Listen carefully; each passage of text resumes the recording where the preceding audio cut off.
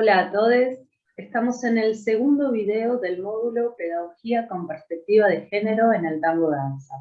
En el primer video contamos un poco de nuestra historia al llegar al tango y las contradicciones en relación a algunos códigos asimétricos que encontramos al habitar clases y milongas.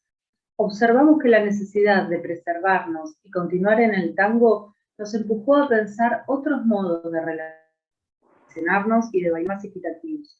También vimos las distintas actitudes que se dan al ocupar el rol de guía, cristalizando el poder o diluyéndolo. Y comentamos en relación a esto que ambos se podían observar en cualquier estilo de baile y que esto tenía que ver con una decisión. Luego contamos cómo surgió la pedagogía y el modo de bailar tango en devenir. En este segundo video del módulo queremos hacernos algunas preguntas sobre la tarea docente en el tango. ¿De qué manera los estereotipos y roles de género impuestos por el sistema que nos estructura en la sociedad se reflejan en los movimientos específicos, las tareas de cada uno de los roles del tango y en las formas de vincularnos en los ámbitos tangueros? Por último, haremos una reseña de algunas herramientas pedagógicas con el objetivo de poder pensarnos en profundidad en una construcción más amigable e igualitaria. ¿Cuáles son los modos en que llevamos adelante nuestras clases? ¿Esos modos reflejan lo que queremos transmitir? ¿Qué significa enseñar con perspectiva de género? En principio podríamos pensar que es hacernos preguntas que nos permitan realizar un análisis crítico y reconceptualizar permanentemente los contenidos que tenemos la responsabilidad de transmitir. La perspectiva de género es una herramienta de intervención que propone identificar y cuestionar el sistema binario y el patriarcado para propiciar condiciones de igualdad.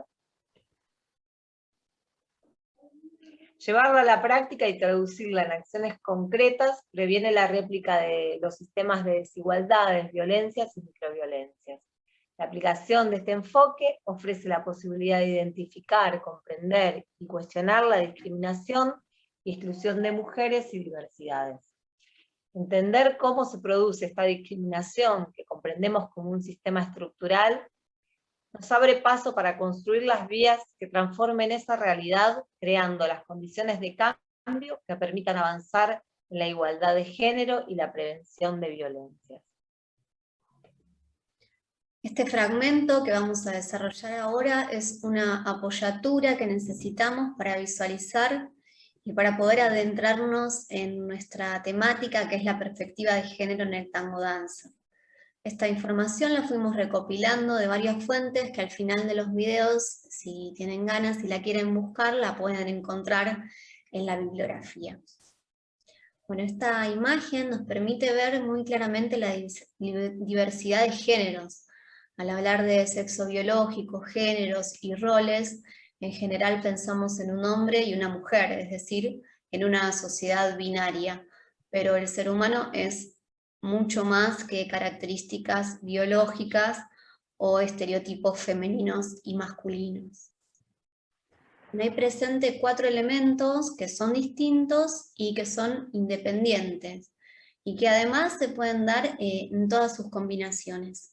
El sexo biológico está situado en los genitales y hace referencia al sexo asignado al nacer, como también los órganos medibles, por decirlo de alguna manera, como lo son las hormonas y los cromosomas. Si tiene vagina, ovarios, se define como mujer; si tiene pene, testículos, como hombre.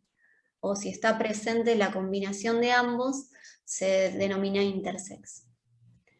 Bueno, por otro lado, la identidad de género está situada en la cabeza y tiene que ver con cómo nos sentimos, cómo nos autopercibimos y también cómo nos identificamos, que puede coincidir con el sexo biológico o no, y en donde también hay una amplia gama de posibilidades. Un tercer elemento que es la expresión de género, y es la manera en que nos presentamos ante el mundo, ¿no? La manera de vestirnos, de relacionarnos en torno a las expectativas sociales y que pueden etiquetarse bajo lo que entendemos por femenino o masculino. andrógino o neutro. La expresión de género permite un amplio abanico de posibilidades también, por suerte. El corazón de la galleta ilustra el concepto de orientación sexual que remite a la idea de que una persona puede sentirse atraída físicamente o emocionalmente por alguien del mismo sexo, del sexo opuesto, de ambos sexos o de ningún sexo, ¿no? O de cualquier otra identidad de género entre las que una vez más podemos encontrar un amplio espectro de posibilidades. Bueno, las etiquetas propuestas son orientativas, y más allá de estas, hay espacio para otras identidades. De hecho, la galleta desde su aparición fue modificándose y se sigue modificando con el transcurrir del tiempo. Bueno, toda la diversidad de posibilidades que describía Flor no está contemplada ni integrada en la sociedad, porque aún con todas las conquistas que se han alcanzado, vivimos en una sociedad y una estructura que está estructurada por un sistema patriarcal y capitalista. Un sistema heteronormado que tiene como objetivo la reproducción y el consumo. Esta concepción binaria niega cualquier otro tipo de identidades, orientaciones y expresiones.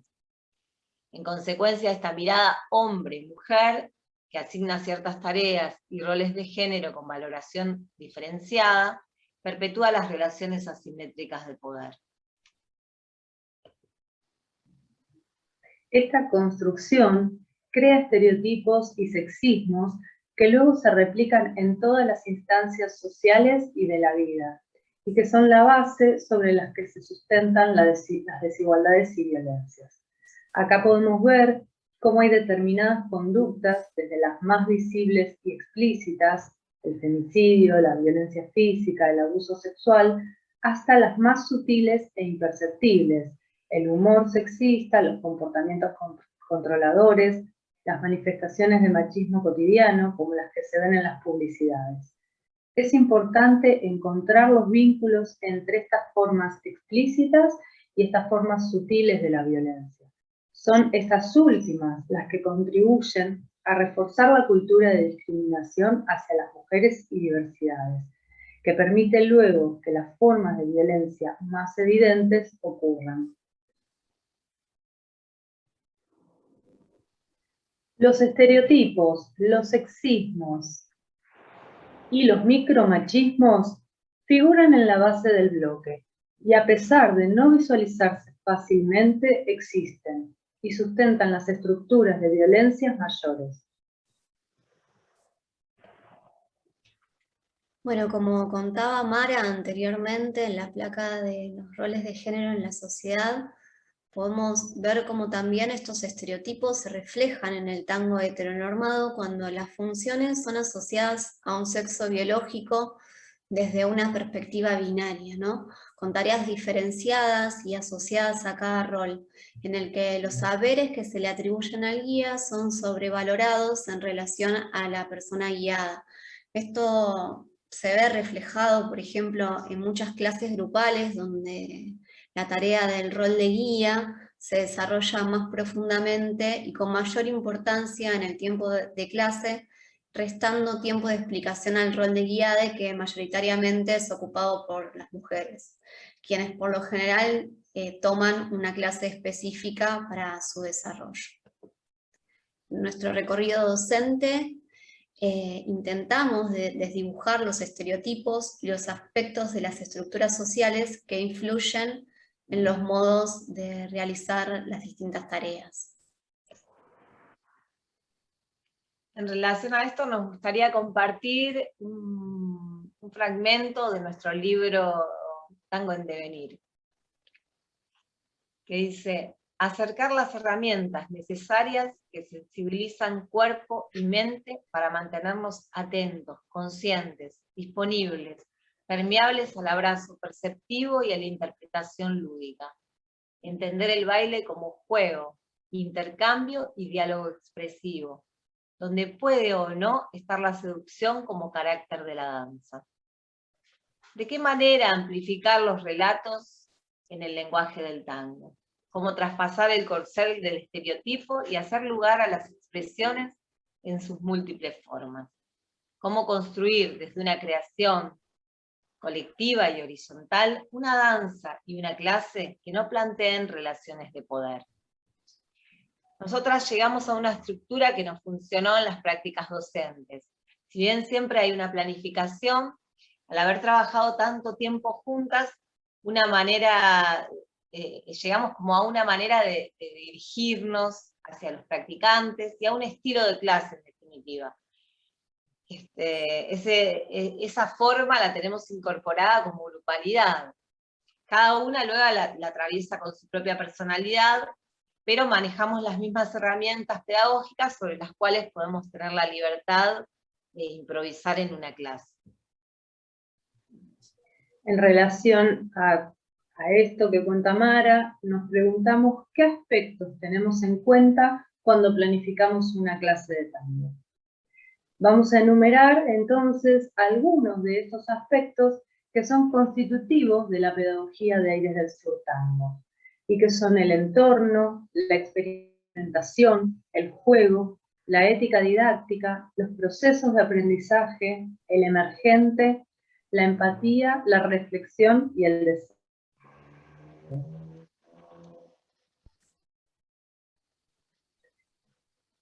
En relación al entorno, proponemos propiciar un clima de colaboración mutua para favorecer el ida y vuelta de información en un ambiente amigable. En cuanto a la experimentación, se trata de orientar la técnica y los conceptos hacia el descubrimiento y la valoración de los saberes y formas propias.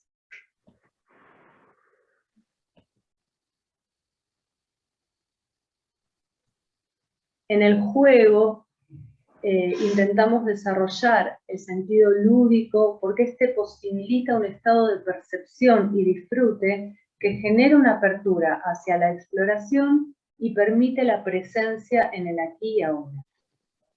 Bueno, nosotros llamamos ética didáctica a la idea de experimentar las ejercitaciones que se van a llevar a cabo durante la clase.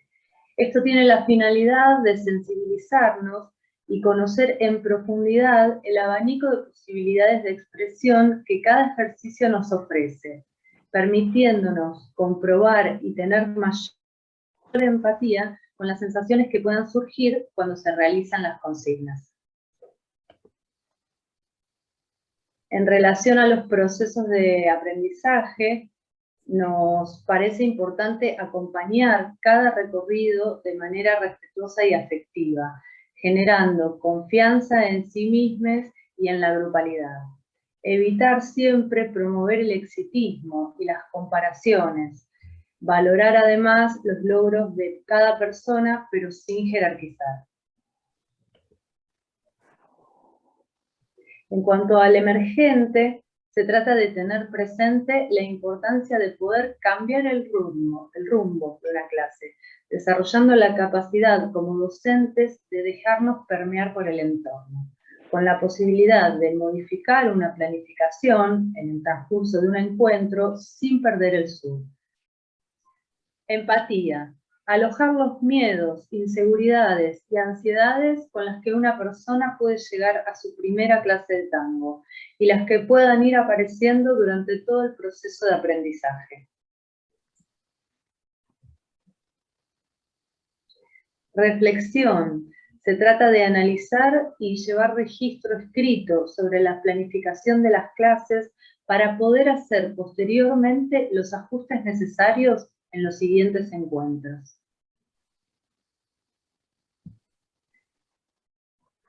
Y por último, el deseo. Conectar con lo que nos interpela de manera personal al momento de elegir los conceptos para desarrollar una clase, entrecruzando la necesidad grupal con las motivacionales. Bueno, nos interesaba repasar algunos ejes didácticos y relacionarlos con un ejemplo de planificación de clase de tango. Vamos a hacer como un contrapunto entre estos ejes ya sea en los objetivos, los contenidos conceptuales, procedimentales y actitudinales, y en torno a una clase de tango. Bueno, como objetivos, creemos que es necesario proponernos un objetivo principal, ¿no? ¿Cuáles son las expectativas de logro? Por ejemplo, podría ser trabajar las transiciones en el abrazo de tango. Los contenidos conceptuales son los que refieren a qué vamos a trabajar, que podría ser, por ejemplo, el trabajo de la cintura escapular, brazos y manos, como también la regulación del tono muscular. Los contenidos procedimentales hacen referencia a la progresión en las actividades para llegar al objetivo, o sea, cómo lo vamos a desarrollar. Por ejemplo, podemos pensar que en la entrada en calor trabajaremos a partir de un ejercicio sensoperceptivo con la finalidad de reconocer distintos tonos musculares, ¿no? De manera progresiva, una segunda actividad podría ser, a partir de la identificación de los diferentes tonos musculares, hacer una exploración con un abordaje anatómico específico, reconociendo la tridimensionalidad de la cintura escapular, brazos y manos, ¿no? Una tercera actividad puede estar relacionada a identificar los diferentes puentes de comunicación y contactos en el abrazo, desde un abrazo cerrado hacia un abrazo abierto, ¿no? Y como cierre podría ser bailar buscando elementos en la danza que propicien abrir y cerrar el abrazo, integrando los hallazgos experimentados en las actividades anteriores, trabajando en los puentes de transición del abrazo para no perder los contactos. Para nosotras, la forma siempre fue una excusa para poder trabajar otro tipo de contenidos, como las direcciones, la adaptabilidad, el tono muscular, la musicalidad, que son en definitiva las herramientas que luego se van a presentar en diferentes maneras al servicio de la improvisación en el baile. Bueno, y por último, los contenidos actitudinales, que van a estar presentes durante toda la clase y que tiene que ver con los valores que se van a ir desarrollando durante todo el aprendizaje. Pensar que la clase pueda alojar momentos de exploración o de una investigación propia es abrir el diálogo con las personas que vienen a aprender. Y es también poner en valor el saber intuitivo. De alguna manera es hacer con ellos una construcción colectiva del conocimiento. Nosotras sentimos que no podríamos pedirle a las personas que están en la clase que estén atentas y con una escucha hacia el otro en el abrazo, si primero nosotras mismas no les escuchamos a ellos y no nos escuchamos entre nosotras. En la propuesta que hacemos, el consenso y el lugar para que el otro descubra su propio baile y expresión se da en la tarea y desde el cuerpo. Sabemos también que hay muchos estilos de clases, muchas miradas docentes y pedagógicas, y consideramos que eso aporta diversidad. Para nosotras la idea no es que como docentes nos unifiquemos en las maneras de expresarnos o de dar una clase, sino que las diferentes formas creemos que generan riqueza. Y es muy interesante hacer ese recorrido de buscar la propia forma de dar clase, y también es muy interesante cuestionarla para encontrar nuevas maneras. En nuestro caso, así se dio la construcción pedagógica que realizamos, y que además reconocemos como un constante devenir, porque ese interpelarnos, ese sacar capas para encontrar algo más, es constante, y es la manera en que nos gusta trabajar. Bueno, estamos terminando este video y queremos invitarles a realizar una planificación con los elementos y recursos que ustedes tengan, o tomando alguno de los puntos de pedagogía que vimos en el video, o los ejemplos de la planificación. Pero la idea es que ustedes piensen en una planificación para su propia clase. En el siguiente video los vamos a invitar a atravesar esa planificación con los conceptos que vamos a ir presentando en relación a la perspectiva de género, y bueno, y con todo el material que vayamos a ir desarrollando. Así que nos encontramos en el video número 3. Les saludamos a todos y hasta el próximo video.